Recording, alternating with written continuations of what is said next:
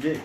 अस्सलाम वालेकुम नाज़रीन, पायनियर वर्ल्ड न्यूज़ के साथ मैं हूं अली अमजद चौधरी। मेरे साथ इस वक्त जो ये नन्ना मुन्ना बच्चा है, इसे पूरी दुनिया जानती है पीर दयान काजिम के नाम से।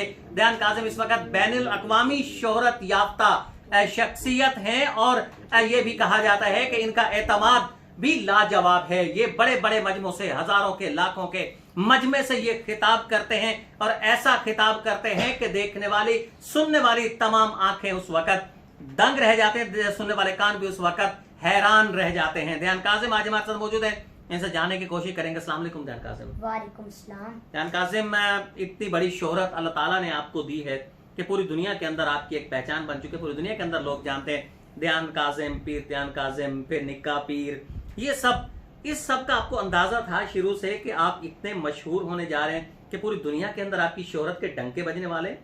जी अंकल जी, नहीं, ये मेरे माँ बाप की दुआ है, उनकी वजह से मुझे इज्जत मिली है। और इज्जत और जिल्लत तो अल्लाह पाक के हाथ में है ना। पता इज्जो मन तशा व तजिल्लो मन तशा, इज्जत और जिल्लत देने वाला मेरा रब पाक है। अच्छा, आप मजमे के अंदर जाते हैं, बड़े बड़े मजमे होते हैं, बड़े बड़े लोग होते हैं, वहाँ बहुत बड़ी तादाद होती है और आप एक छोटे से बच्चे उस वक्त थे, तो आपको कभी हिचकिचाहट नहीं आई कि इतना बड़ा मजमा है, इतने ज्यादा लोग हैं, तो वहाँ आप कभी घबरा गए हो, कभी हिचकिचाहट आ गई हो? नहीं अंकल जी, मैं कुरान पाक से मोहब्बत करता हूँ। जो शख्स कुरान, जो इंसान कुरान पाक से मोहब्बत करता है तो कुरान पाक उसको ताकत देता है, और मेरे साथ ऐसा कभी नहीं हुआ। अच्छा, राज क्या है आपका कि आप इतने एतमाद से बोलते हैं? इतनी छोटी उम्र में इतना ज्यादा कैसे आपके अंदर समा गया है कि आप मजमे के अंदर डिलीवर करते जाते हैं? हजारों लाखों अफराद होते हैं, एक एक घंटा, दो दो घंटा, तीन तीन घंटा आप बोलते ही जाते हैं, आपके पास अल्फाज खत्म नहीं होते। जी अंकल जी, जो इंसान कुरान पाक से मोहब्बत करता है तो उसे खुद ब खुद हर चीज आती है।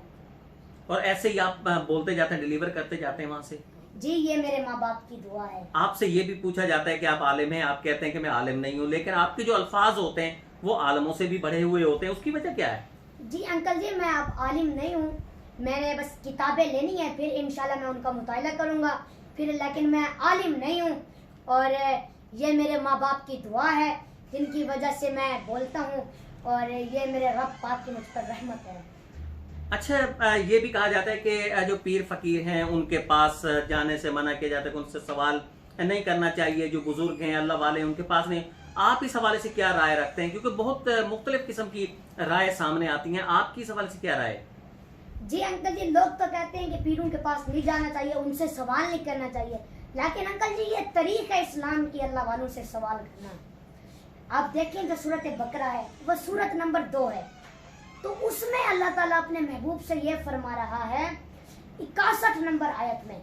अल्लाह पाक फरमाते हैं बिस्मिल्लाहिर्रहमानिर्रहीम वइज़स्तस्क़ा मूसा लिक़ौमिही। क्या महबूब आपको याद है जब बंदे मूसा नबी के पास आए थे और उन्होंने आकर कहा था कि आप अल्लाह वाले हैं, हमें अल्लाह पाक से पानी ले दें। अल्लाह पाक अपने महबूब से फरमा रहे हैं, महबूब आपको याद है जब बंदे मूसा नबी के पास आए थे और उन्होंने आकर कहा था कि आप अल्लाह वाले हैं, हमें अल्लाह पाक से पानी ले दें। तो अंकल जी, अब हालांकि हज़रत मूसा अलैहिस्सलाम अल्लाह पाक के नबी हैं, अब उन्हें चाहिए था कि उनसे ये फरमाते कि ए तुसी चंगा नहीं कीता, ए तुसी चंगा नहीं कीता, मैं तुहानू तौहीद पढ़ाना ते तुसी शिरक पे करदे हो, तुसी पानी मेरे कोलों मंगदे हो, तुसी अल्लाह कोलों मंगो। फिर जब हजरत मूसा अलैहिस्सलाम ने अर्ज की ना मालका हुण मैं की करा, तो अंकल जी फिर अल्लाह पाक आगे फरमाते हैं फकुल नजरी भी असाकल हाजर, ए मूसा तू डंडा मार पत्थर ते, तू डंडा मार पत्थर ते 12 चश्मे मैं जारी कर देना। सुभान अल्लाह। तो अंकल जी ये आयत क्या कह रही है कि तारीख है इस्लाम की अल्लाह वालों से सवाल करना। चलें अब मैं 62 नंबर आयत पढ़ता हूँ, आपको समझ आएगी। वइज़ कुल्तुम या मूसा लन नस्बिर अला तआमिन वाहिद फदउ लना रब्बका युखरिज लना मिम्मा तुंबितुल अर्ज़ु मिन बक़लिहा व किस्साइहा व फौमिहा व आदसिहा व बसलिहा।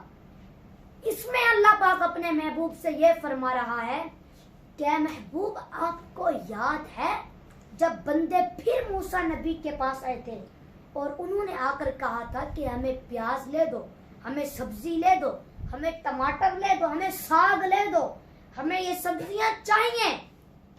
तो अंकल जी मैं तो कहता हूँ कि उनका नबी मूसा अलैहिस्सलाम सारी सब्जी मंडी दे सकते हैं, तो हमारा नबी कुछ नहीं दे सकता।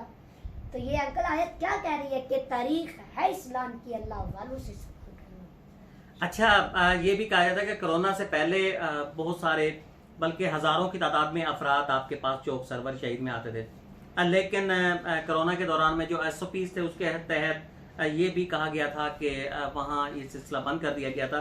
तो फिर ये कब से इरादा है कि दोबारा से ये शुरू करने का, क्योंकि बहुत सारे नाजरीन हैं वो जानना चाहते हैं इस हवाले से।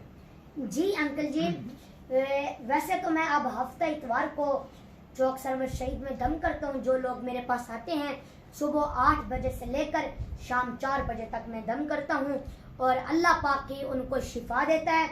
और अंकल जी अल्लाह पाक उनको शिफा देता है, हजूर पाक के सदके अल्लाह ताला उनको शिफा देता है।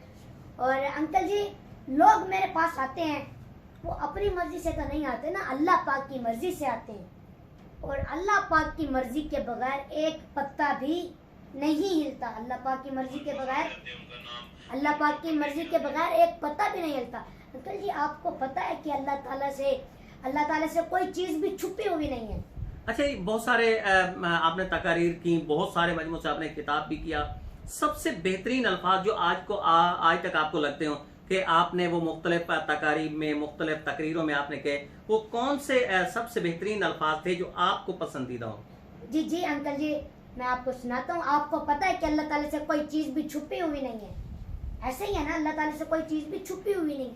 अल्लाह पाक के लिए माजी भी हाल है, हाल भी हाल है, मुस्तकबिल भी हाल है, पिछले हैं वो भी उसके सामने है, जो अभी नहीं आए दुनिया में वो भी अल्लाह के सामने है, जो मौजूद है वो भी अल्लाह के सामने है, जो कब्रों में गल सड़ गए वो भी खुली किताब की तरह अल्लाह पाक के सामने है, लाखों परिंदे वो भी अल्लाह पाक के सामने हैं, चूंटियां रोजाना मरकर खत्म हो जाती हैं लेकिन वो भी अल्लाह के सामने हैं, इनके बेशुमार अंडे, उन अंडों में परवरिश हो रही है वो भी उसके सामने है।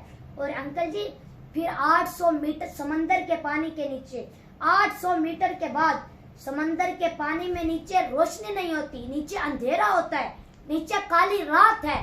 फिर समंदर के नीचे और तह में चले जाएं, वहां अंधेरे के सिवा कुछ नहीं। और फिर वहां जितने भी कीड़े चल रहे हैं, जितने भी छोटे छोटे मछलियों के पूंग चल रहे हैं वो भी उसकी नजर के सामने है। अंकल जी चूंटे भी हाथ उठाती है तो वो उसकी भी सुनता है, सांप भी अल्लाह को ही पुकारता है, सांप भी अल्लाह को ही पुकारता है, भूखा शेर भी अल्लाह को पुकारता है। रिज्क देने और ना देने वाला कौन? अल्लाह। जिंदगी और मौत का मालिक कौन? अल्लाह। कोई है अल्लाह के सिवा अंकल ये काम करने वाला? नहीं। कोई नहीं, उसके बराबर का कोई नहीं। फिर आपकी और मेरी हिफाजत करने वाला कौन? अल्लाह। अल्लाह। आपको यहाँ पर भेजने वाला कौन? अल्लाह। आपको यहाँ पर मेरे पास इंटरव्यू भेजने वाला कौन? अल्लाह। और लोग जो मेरे पास आते हैं उनको शिफा देने वाला कौन? अल्लाह। जंग और अमन कायम करने वाला कौन? अल्लाह। कौमों को उठाने और गिराने वाला कौन? अल्लाह। बातिल को तोड़ने में या बातिल को मोहलत देने वाला कौन? अल्लाह। दाने को फाड़ने में, गुठली को फाड़ने वाला कौन?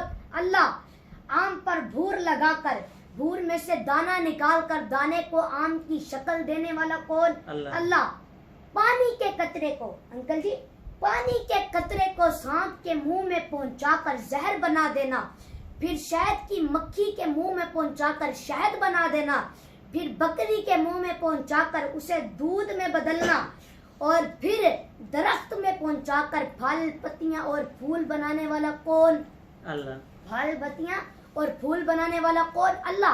अंकल जी छोटी से लेकर बड़ी मछली तक रिज़्क पहुंचाने वाला कौन? अल्लाह। छोटी से लेकर बड़ी मछली तक रिज़्क पहुंचाने वाला कौन? अल्लाह। और अंकल जी वहील मछली का ना जब बच्चा पैदा होता है ना तो अंकल जी वो 28 टन वजनी होता है। जब उसका बच्चा पैदा होता है वो 28 टन वजनी होता है, यानी वो हाथी से भी ज्यादा वजनी होता है। तो ये मछली ने कहा या किसी और ने कहा? ऐसा करने वाला कौन? अल्लाह। अल्लाह। ये घास भूस खाकर गाय के पेट में गोबर में बदलना, फिर उसे खून में बदलना, सुभान फिर अल्लाह। उसे सफेद दूध निकालने वाला कौन? अल्लाह। अल्लाह। कोयले को हीरे में बदलने वाला कौन? अल्लाह। जब आसमान अल्लाह का, जब जमीन अल्लाह की, जब मशरिक अल्लाह का, जब मगरिब अल्लाह का, जब जनूब अल्लाह का, जब फरिश्ते अल्लाह के, जब इंसान अल्लाह के, जब पहाड़ अल्लाह के, जब जमीन अल्लाह की, जब सहरा अल्लाह के, जब मैदान अल्लाह के, जब मैदान अल्लाह के, मछलियों का मालिक कौन? अल्लाह। जब वो मछलियों का मालिक कौन? अल्लाह। पूरी कायनात का मालिक कौन? अल्लाह। चांद और चांद की ठंडक का मालिक कौन? अल्लाह। सूरज और सूरज की तपश का मालिक कौन? अल्लाह। टेलीफोन के जरिए हमारे कानों में आवाज पहुंचाने वाला कौन? अल्लाह। टेलीफोन के जरिए, अंकल जी, टेलीफोन के जरिए हमारे कानों में आवाज पहुंचाने वाला कौन? अल्लाह। जुड़वे बेटा पैदा करने वाला कौन? अल्लाह। माँ के थिनों से दूध निकालने वाला कौन? अल्लाह। जब सारी चीज अल्लाह की, कायम दायम जिंदा अबदी सरबदी अव्वल आखिर जाहिर बातिन, वो अल्लाह है। जिसका कोई वजीर नहीं वो अल्लाह, जिसका कोई मुशीर नहीं वो अल्लाह, जिसका कोई शरीक नहीं वो अल्लाह है, जिसका कोई, जो किसी से दबता नहीं वो अल्लाह है, जो किसी से डरता नहीं वो अल्लाह है, जो किसी का मोहताज नहीं वो अल्लाह, जो किसी का मोहताज नहीं कौन? अल्लाह। आपको मेरे पास भेजने वाला कौन? अल्लाह। मैं दम करता हूँ, लोगों को शिफा देने वाला कौन? अल्लाह। लोगों को शिफा देने वाला कौन? अल्लाह। रिज्क देने वाला कौन? अल्लाह।